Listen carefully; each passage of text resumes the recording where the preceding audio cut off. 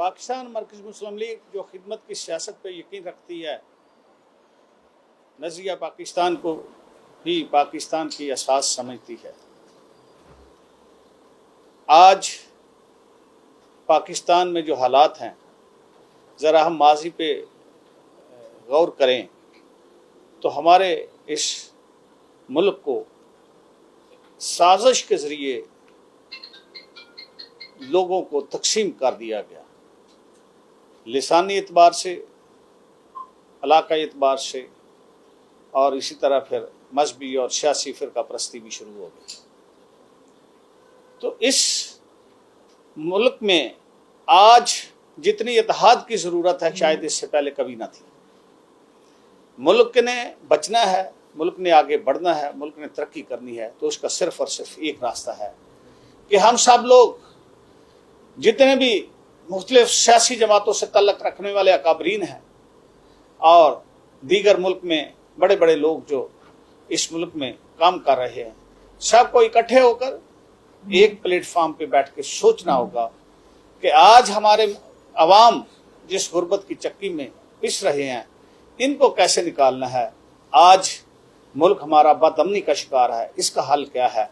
आप खसूसी तौर पर केपी के अरसा दराज से इंतशार और बदअमनी और बैनुल-अक़वामी दहशतगर्दी का शिकार है। यहाँ के लोग बहुत अच्छे अंदाज से ये जानते हैं कि किस किस तरीके से लोगों के साथ ज्यादती होती है, किस किस तरह से लोगों की जायदादें तबाह हो गई, लोगों की जिंदगियां ख़त्म हो गई।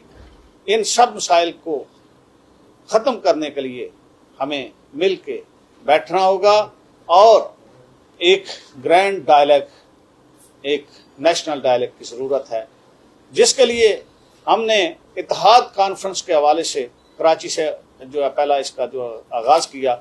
7 मई को हमने कराची में इत्तेहाद कॉन्फ्रेंस की और उसमें इस मुल्क की तमाम सियासी जमातों के पास, तमाम मजहबी लोगों के पास और तमाम दीगर इस मुल्क में जितने भी मुफक्कर हैं, फ़िलासफ़र हैं, सब लोगों के पास गए कि खुदा के लिए, मुल्क को बचाने के लिए, मुल्क की तरक्की के लिए एक प्लेटफार्म पे इकट्ठे हो जाए। अपने सियासी, अपने बाकी इख्तलाफात अपनी जगह पे रखो, लेकिन इस मुल्क के अवाम के लिए कुछ ऐसा मुश्तरका तौर पर एक ऐसा फार्मूला तय कर लो ताकि लोग की जिंदगियां बेहतर हो जाएं, मुल्क तरक्की की तरफ चला जाए और इस मुल्क में बदअमनी और इंतशार ख़त्म हो जाए।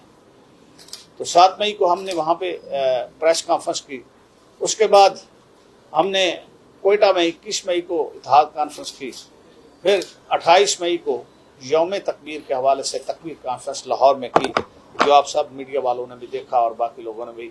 उसमें तमाम मकात पे फ़िक्र के लोग शामिल थे और एक ही बात पे मुत्फिक थे, और वो ये है कि हमें इस मुल्क को आज गर्दाब से निकालने के लिए, इस इंतशार और बदअमनी से निकालने के लिए इकट्ठे होकर, मिलकर बैठकर एक प्लेटफार्म पे होकर काम करना होगा।